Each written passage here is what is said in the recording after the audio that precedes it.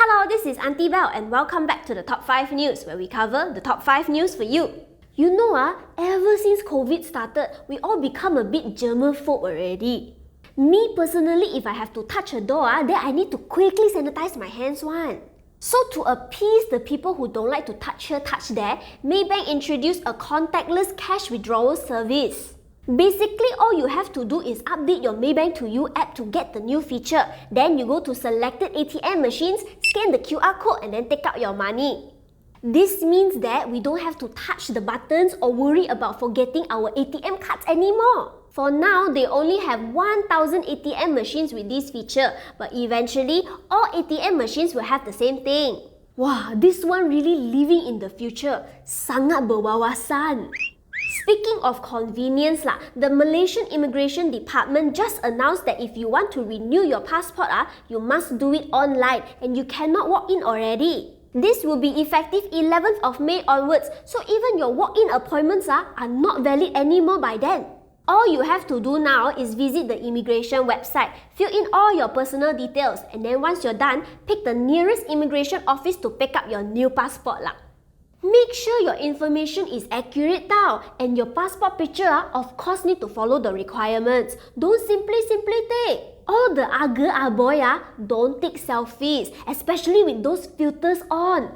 This one I think everybody also know lah. But what if I lost my passport or my kid first time do passport? Then how Of course got exceptions lah, like the examples I just mentioned still can walk in do. If you want to know more about the exceptions, of course, you can read it all in Newswav lah. Moving on, as usual, there's never a slow day in Malaysian politics. Every day also got something new one.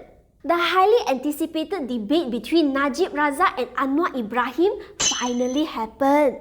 The debate was an hour plus long, but don't worry, I'm here to tell you some of the highlights lah. So in the debate, they discussed about how Najib wanted Petronas to save Sapura so that they won't go bankrupt. But Anwar said must audit first because Petronas money belongs to the government and the taxpayers. Najib also mentioned the post-COVID mega projects like the KL-Singapore high-speed rail to help us grow economically. Anwar wasn't really against it lah, but it's just that his concern for now is the rakyat's perception.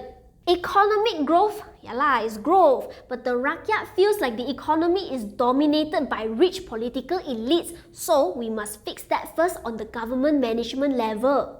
Najib and Anwar have very different opinions, but one thing they have in common though is their enemy, Dr. Mahathir, which was briefly mentioned in the debate lah.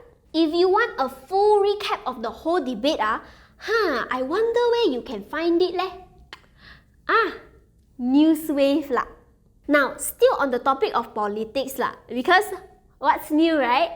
Do you remember Datuk Seri Tajuddin Abdul Rahman? The one that got sacked as Prasarana chairman last year when the LRTs collided? Apparently, he got selected to be our ambassador to Indonesia. A lot of Malaysians were unhappy with this decision, including PKR's Bayan Baru MP Simzizin. He said, how come Tajuddin got picked when we got so many more qualified candidates? Our international relationship with Indonesia is very important and he performed quite badly at the LRT accident. So how come they choose him one? Hannah Yeoh also tweeted, Indonesia, please know that this is not the best of Malaysia.